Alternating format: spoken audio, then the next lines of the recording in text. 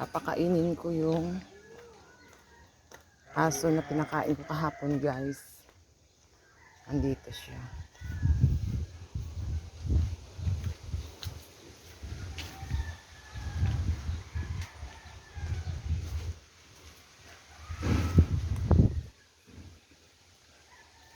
Ayan.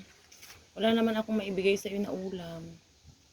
Sorry ha, yan lang maibibigay ko sa iyo. Kumain ka na, baby dog.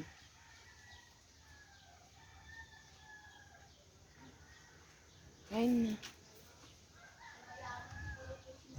Ay, nagalit.